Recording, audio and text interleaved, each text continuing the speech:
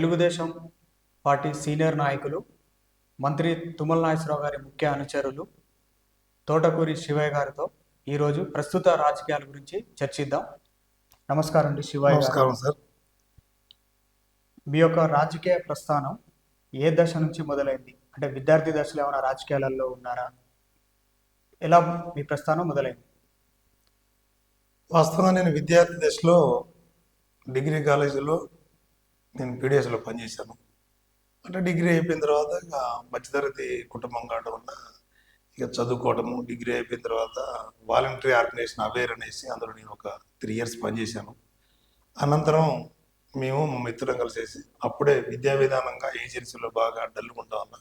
మనం మా ప్రాంతంలో కూడా పాఠశాలలో సరైన పాఠశాల లేకపోవడం వల్ల నేను ఒక పాఠశాల పెట్టేసి ఆ ఏరియాలో పిల్లలకి, వెనకబడ్డ పిల్లలకి ఒక మంచి విద్యను అందించాలి, ఒక కార్పొరేట్ స్థాయి విద్యను అందించాలని చెప్పేసి నేను 89లో ముచ్చర్లో డాక్టర్ సర్వేపల్లి రాధాకృష్ణ గారి పేరు మీద ఒక ఆశ్రమ పాఠశాలని నేను నిర్మాణం చేయడం జరిగింది. ఆ ఆశ్రమ పాఠశాలని దరిదాపు ఒక 10 years నడిపించాను. 8 10th class బ్యాచ్ నడిపించాను. ముందులో చదువుకున్న పిల్లలందరూ కూడా ప్రపంచవ్యాప్తంగా అన్ని దేశాల్లో ఉన్నారు, ఇండియాలో ఉన్నారు, అన్ని రకాలుగా అభివృద్ధి దశలో ఉన్నారండి. అనంతరం 98, 99లో పోట్ల నాగేశ్వరరావు గారు అప్పుడు నన్ను తెలుగుదేశం పార్టీలోకి ఆహ్వానించేసి ఈ ప్రాంతంలో మీకు అన్ని చోట్ల జిల్లాలోని అన్ని గ్రామాల్లో, ఎందుకంటే ఆశ్రమ పాఠశాల నడిపించడం వల్ల నా దగ్గర అందరు పిల్లలు జిల్లాలోని దగ్గర ఒక 100 గ్రామాల నుంచి పిల్లలు ఉండేది. మీకు మంచి జిల్లాలో పరిచయాలు ఉన్నాయి, నువ్వు రాజకీయాల్లోకి వస్తే మాకు ఇదిగా ఉంటుంది అని చెప్పేసి నన్ను అప్పుడు ఎలక్షన్లోకి పిలవటం జరిగింది.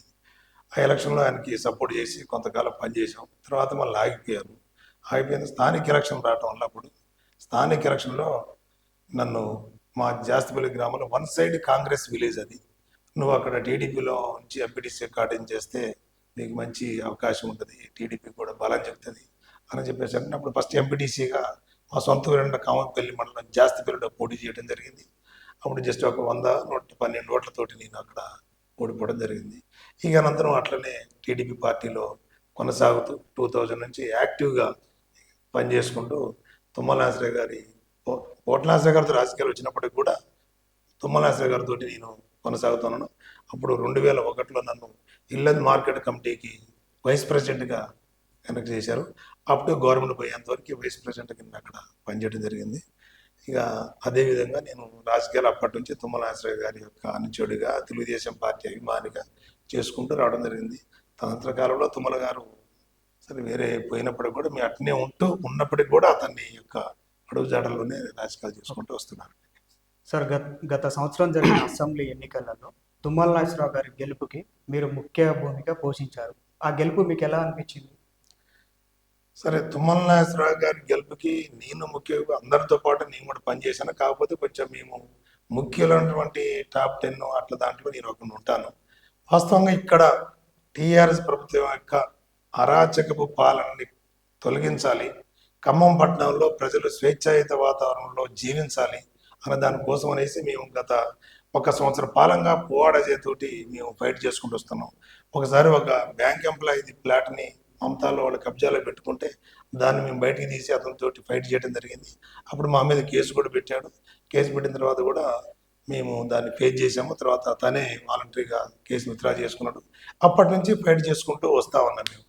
తర్వాత కొంతకాలం పాటు శ్రీనివాస్ రెడ్డి గారు కూడా ఖమ్మంలో పోటీ చేస్తున్నాడు అన్నప్పుడు కూడా కొంత మేము ఇటు తిరిగి ఈ యాంటీ టీఆర్ఎస్గా ఇక్కడ మేము గ్రౌండ్ని ప్రిపేర్ చేశాము. అనంతరం రాజకీయాల్లో భాగంగా తుమ్మల నాగేశ్వరరావు గారిని కూడా మేము ఖమ్మం వస్తే బాగుంటుందని చెప్పేసి మనస్ఫూర్తిగా మేము అతని పైన ఒత్తిడి కూడా పెట్టాము. అందులో భాగంగానే ఒకసారి వారు కూడా ఆలోచించుకునేసి ఖమ్మంలో పనిచేయడం కోసం ఖమ్మం రావడం జరిగింది.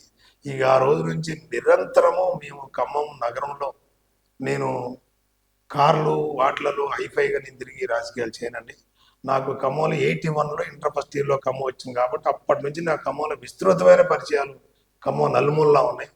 నేను పోయినసారి ఈ కార్పొరేషన్ కాక అంతకుముందు కార్పొరేషన్ ఎలక్షన్లో టీడీపీ వాదిగా ఉండి అప్పుడు మేము ఖమ్మంలో ఉన్న ప్రతి డివిజన్లో మేము పోటీ పెట్టడం జరిగింది. ఎన్నైనా ఓటరా అని టీడీపీని మనం బలం పెంచుకోవాలని చెప్పేసి అప్పుడు మాకు ఖమ్మం నగరంలో 4 మూలలా విస్తరించి తిరగడానికి అవకాశం దొరికింది. మాకు రామదాస్ నాయక్ మా టీడీపీ వాదిగా నాకు మంచి మిత్రుడు. ఆయన కోసం ఏనుకూరు మండలం కూడా వెళ్ళి 1-2 రోజులు పనిచేయడం జరిగింది. టోటల్గా 80% 90% మాత్రం తుమ్మల గారి కోసం పనిచేశాను. నాకు తెలిసి తృప్తినిచ్చింది. నేను చేసిన ప్రతి పనికి రిజల్ట్ వచ్చిందన్న తృప్తి ఉంది. తుమ్మల నాగేశ్వరరావు గెలుపులో నేను బాగా మంచుకున్నందుకు చాలా సంతోషిస్తున్నాను.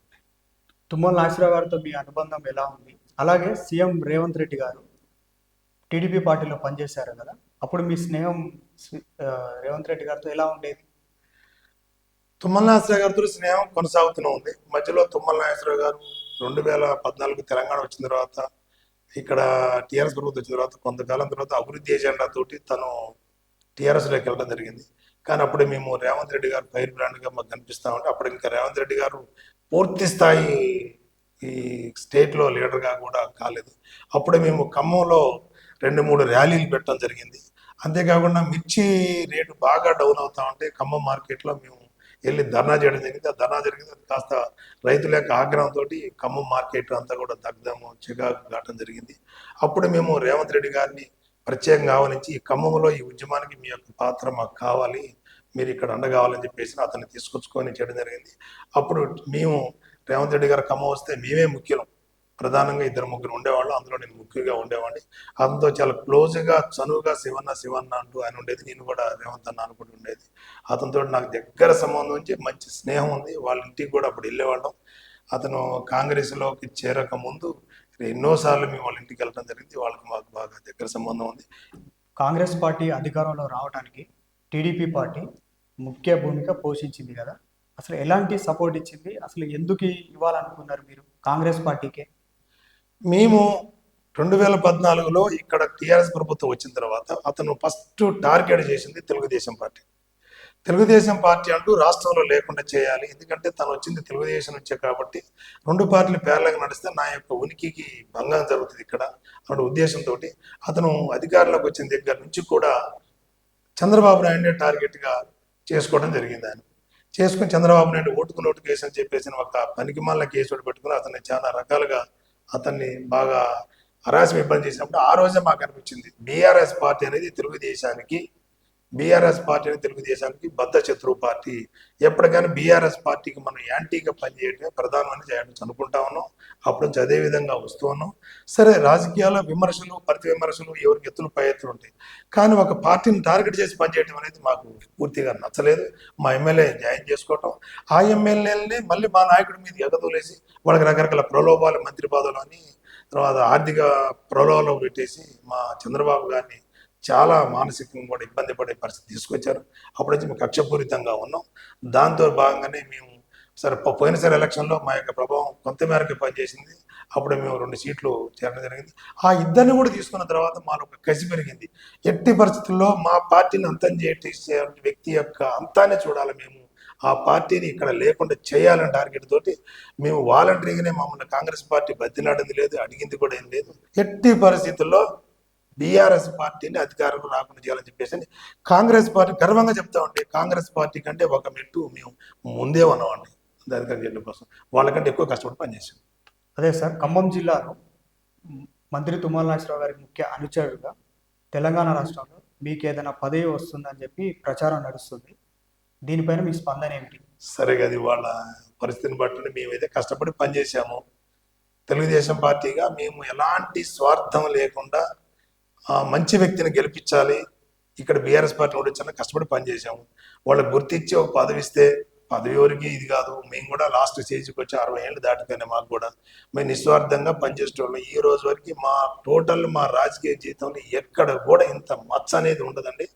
మాకంటే గుర్తింపు ఉంది.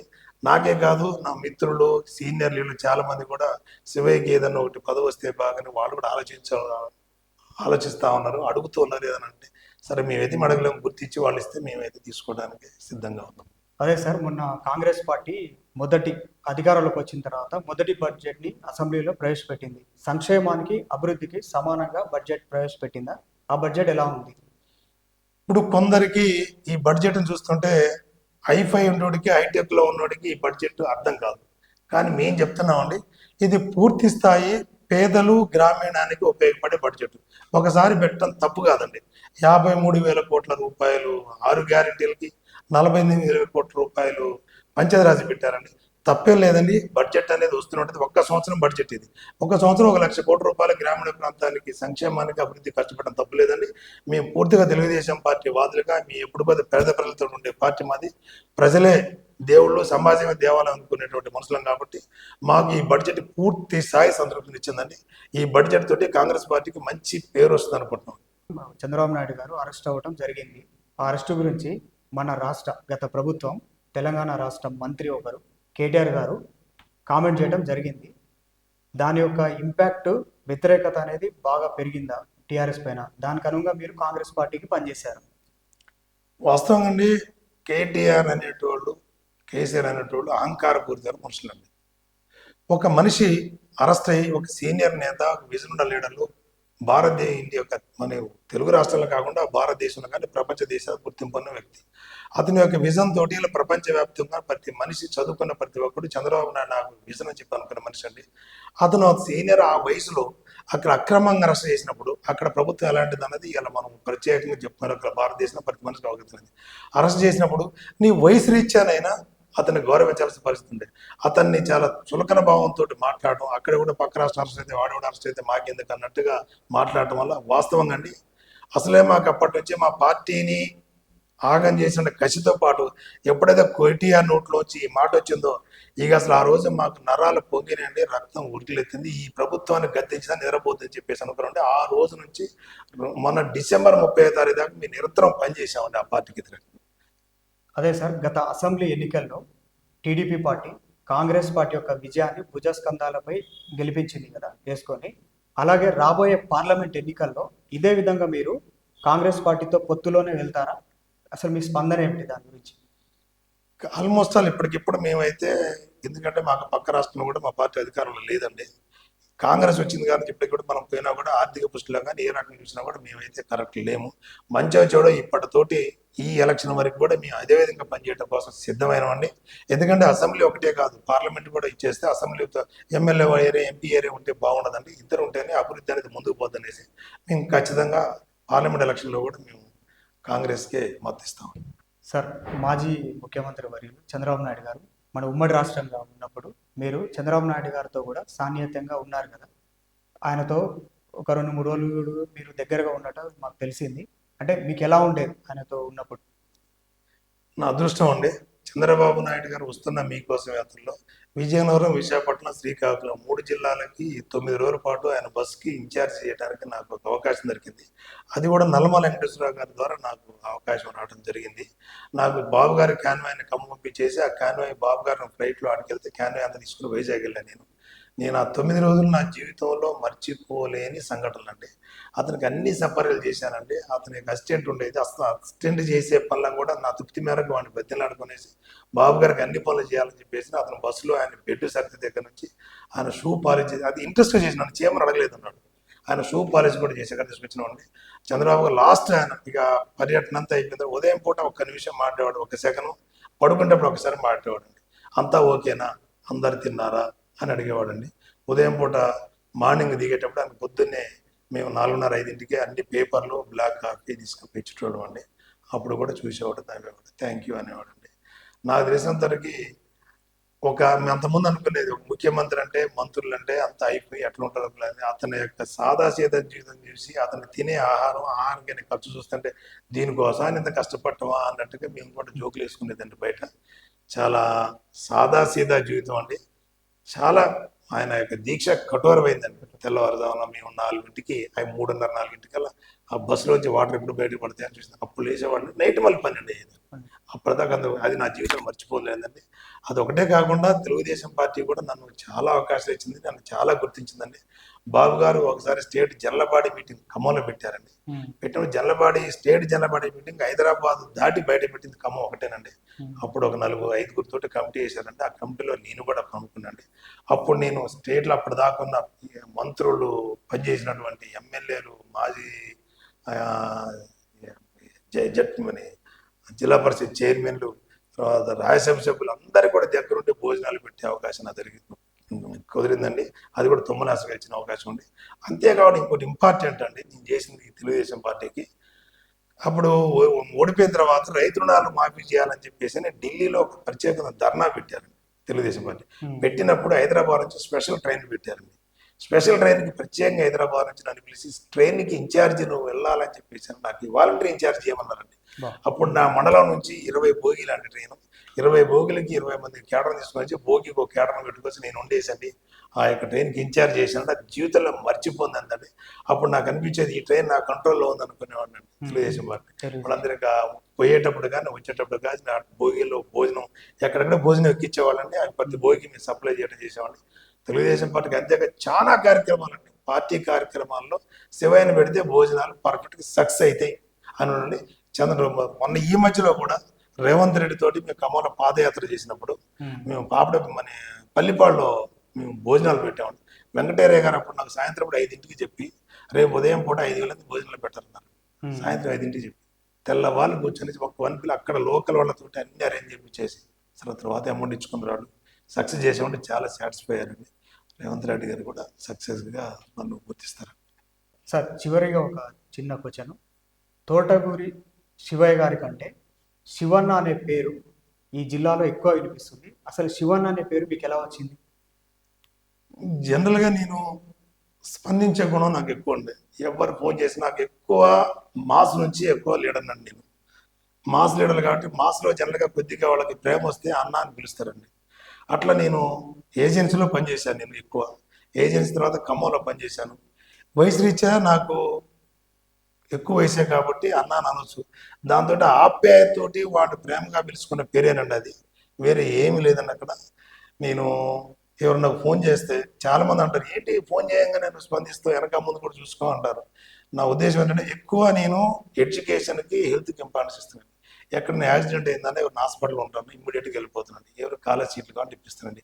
నాకు ఒక పేరు కూడా ఉంది లీడర్ దగ్గర, శివయ్య గారు పని పట్టుకొస్తే అయిందాక విసిగిస్తాడు అన్నటువంటి ముద్ర కూడా ఉందండి. ఆ విసిగిచ్చే దాంట్లో ఒక పని అయినప్పుడు నన్ను చూసినాడు, ఆ పని చేయించినప్పుడు నాకు ఇంత పని చేసి పెట్టేసి ప్రేమతో పిలుస్తారండి. నాయకులు కూడా తృప్తిగా ఉంటుందని శివన్న ఏదైనా మాట్లాడితే ఆ పని ఖచ్చితంగా చేయాలనిపిస్తుంది మాకని ఎంతోమంది లీడర్లు చూశారు కదా. ఇంతసేపు మనం తోటకూరి శివన్న గారితో మాట్లాడటం జరిగింది. తెలంగాణ రాష్ట్రంలో తుమ్మల నాగేశ్వరరావు గారి ముఖ్య అనుచరుడుగా ఉన్న శివన్న గారికి తెలంగాణ రాష్ట్ర గవర్నమెంట్ గుర్తించి ఒక కార్పొరేషన్ చైర్మన్గా ఇవ్వాలని మన సాస్ టీవీ తరపున కోరుకుందాము. థ్యాంక్ యూ అండి, మీ యొక్క విలువైన సమయాన్ని కేటాయించినందుకు. నమస్కారం. మరి ఒక ముఖ్య నేతతో సాస్ టీవీ ముందుకు మళ్ళీ కలుద్దాం. Thank you.